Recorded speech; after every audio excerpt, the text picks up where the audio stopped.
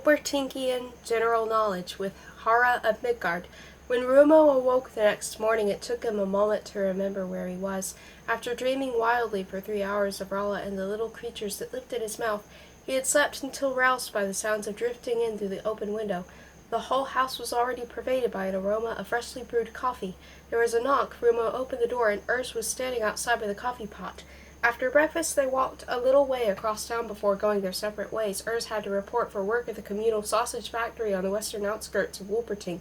Rumo made his way to school alone. He even found right away the room where exercise books and pencils were given out. He was also issued a leather satchel, some books covered with indecipherable words, a toothbrush, a long piece of silk thread, a small pot of dentifrice, and an apple. Then he went off to his classroom. Outside his door, he hesitated, but only for a moment. He would enter the room, look the other pupils in the eye, and take his place. He would sit there and learn things till his backside would sore if need be. Why? Because he now had a motive for enduring it all. The motive was a girl, and she even had a name, Rala. Rumo opened the door, forged a path through his noisy classmates, and found his seat already taken. Rolf was sitting there. He seemed to have been waiting for him. "That's my place," said Rumo. "If it's yours," drawled Rolf, "take it." The hubbub died away. All eyes turned in their direction. Very deliberately, Rumo deposited his satchel on the floor. Surprise tactics wouldn't work with Rolf. He knew that now. This time it would be genuine, possibly protracted trial of strength that would go on until one of them gave up. "That's my place," Rumo repeated quickly. "Please get up." Rolf looked at him without flinching. He spat on the floor. "That's your place," he said, indicating the little blob of spittle at Rumo's feet. "Sit down, why don't you?" Rumo was impressed by Rolf's imperturbability. His opponent was clearly at a disadvantage. From where he stood, Rumo would have pounced on him with ease. "Get up, Rolf," said a high-pitched voice. "Sit down in your own place and leave Rumo alone." Rumo looked around. Rala was standing behind him with a pencil in her long fingers. Her expression was grave. Rolf grinned and got up with ostentatious deliberation, but he didn't argue. He went back to his place and sat down. Just then Hara of Midgard entered the classroom. Rumo and the other pupils sat down too. How had Rala succeeded with a word or two in doing what he had failed to achieve with all his strength? What was this power she had over Rolf? "Wolpertingian general knowledge," Hara announced. He took a sponge and wiped the previous day's lesson off the blackboard, which was actually a sheet of dark green slate. Then, after having rather inexpertly drawn a dog's head adorned with 2 small horns, he turned to face the class. Rumo noticed some dried yolk of egg was knitted waistcoat. "Have you ever wondered about the origin of those little horns on your heads?" asked Hara. A few of the pupils instinctively felt their horns. Murmurs of puzzled laughter filled the classroom. "Does any of you have a deer in the family? Or a springbuck? Anyone here with a red deer among his ancestors?" They all tittered. "You may laugh, but have you ever seen a dog with horns or a deer with fangs?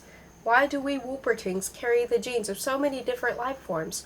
Of predators and their prey. Of wild carnivores and harmless ruminants. Have you ever asked yourself that question?" Silence. "Then I'll tell you a story. It won't provide an exhaustive answer to the question, I'm afraid, but it may shed a little light on your darkness. But I should warn you that it's a horror story. Is anyone here such a sensitive soul that he'd prefer to leave the classroom? Rolf? Rumo?"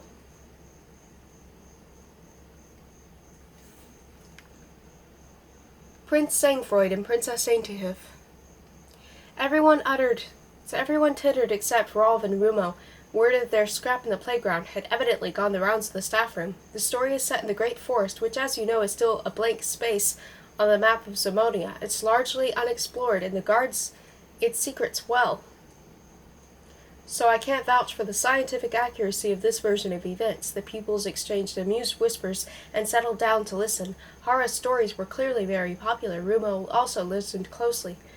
"When groans of despair assail your ears at dusk," Hara of Midgard began in theatrical tones. "When shadowy forms grimace malevolently behind your back and swats of mist loom up like menacing figures, you know that the great forest must be close at hand. Walk on, shivering for the space of 2 toad croaks and 1 owl hoot, and you'll find yourself on its outskirts, confronted by a dark, foreboding wall of trees whose dead branches form an entanglement high overhead. No one ever penetrates its depths, for everyone knows they harbor the 100-fingered Mumi, the ever-ravenous omnivore, the faceless man, the wicked wolf, and the spider-witch. Thus the sinister forest remained untrodden for many a long year."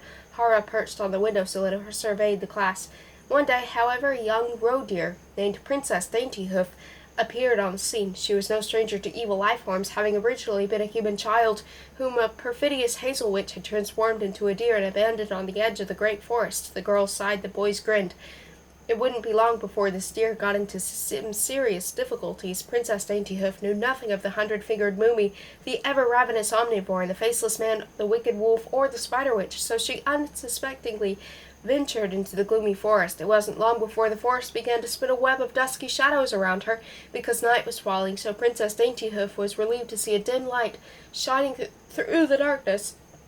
Having trotted closer, she discovered that the light came from a little cottage in a clearing.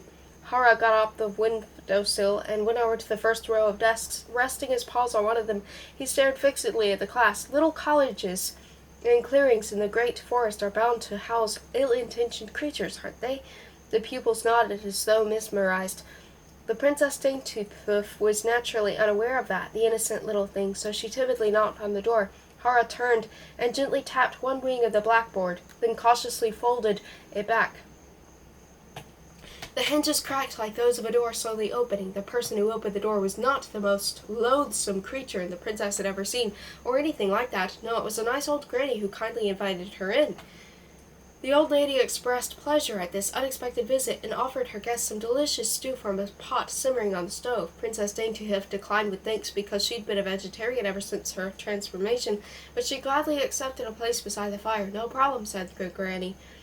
She could whip up some tasty nut cutlets in no time, and she set to work at the stove right away. Daintyhoof warmed herself at the fire, stretched out her weary limbs, and watched the soothing flicker of the flames while listening to the old woman's sing-song voice. She nearly fell asleep. Hara's voice had sunk to a whisper. Nearly, but not quite, he bellowed suddenly, and everyone gave a start.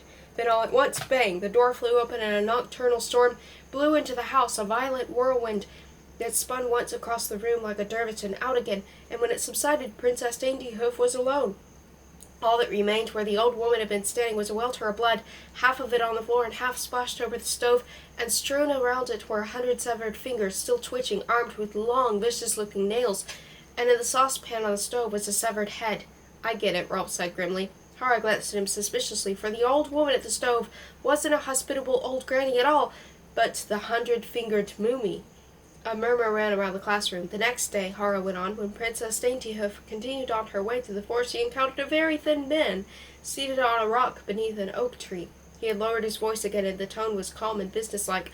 I'm an ascetic, said the thin man, which means I eat almost nothing, just a pebble and a pinch of sand every few weeks to keep my digestive organs occupied. By so doing, I hope to attain a state of spiritual enlightenment that far transcends the norm. Would you care to fast with me, pretty child? Princess Daintyhoof didn't understand a word, but she had no objection to taking a brief rest, so she stretched out on the grass at the man's feet. He proceeded to recite his formulas for fasting, words like tinkling bells, sentences like murmuring streams. Daintyhoof found them so soothing she almost dozed off. Some of the pupils felt their eyelids begin to droop. Almost, but not quite, Hara shouted, because at that moment a wind sprang up. It came roaring through the trees, enveloping Princess Daintyhoof in a cloud of swirling autumn leaves, and when it subsided, the thin man and the oak had become one. He was stone dead, wound round the big tree like a rope, with every bone in his body broken. When Daintyhoof went behind the tree for a closer look at this grisly spectacle, she came upon a mound of neatly gnawed skulls, belonging to all kinds of forest creatures, from foxes to squirrels. There were also many deer skulls, for the thin man hadn't been on a starvation diet at all. He was the ever-ravenous omnivore, and he'd nearly devoured Princess Daintyhoof. Hara paused for effect. And so, he went on, she continued on her way through the forest until darkness fell once more. Having lost faith in little cottages and big oak trees, she sought shelter in some undergrowth. The night wind whispered in the trees, and her heart was heavy as her eyelids, and that was how she nearly fell asleep for the third time. Hara fell silent. Nearly, but not quite, he thundered again, so loudly that Rumo almost fell off his chair because something was breathing in her ear. Setting up with a start, she saw a shadowy figure bending over her. It was cold as ice, she could sense that, but when the moon came out from behind the clouds, she saw that it was a man without a face. She was very weak by this time, too weak to get to her feet because he'd been draining the life force from her body, but suddenly a fierce gale blew through the forest, and the faceless man broke off. He bellowed with a fury as the gale tore him away from Princess Daintyhoof and whirled him through the air in a cloud of dancing leaves. When the wind dropped, he was lying motionless in the forest floor in a strangely contorted position, and as if his spine had been broken. "I get it," Rumo whispered, and Hara Midgard gave him, too, a suspicious glance. Then he counted on his fingers. The 100-fingered Mumi, dead. The ever-ravenous omnivore, dead. The faceless man, dead. How many of the great forest's evil creatures does that leave? The wicked wolf and the spider witch, half the class cried in unison.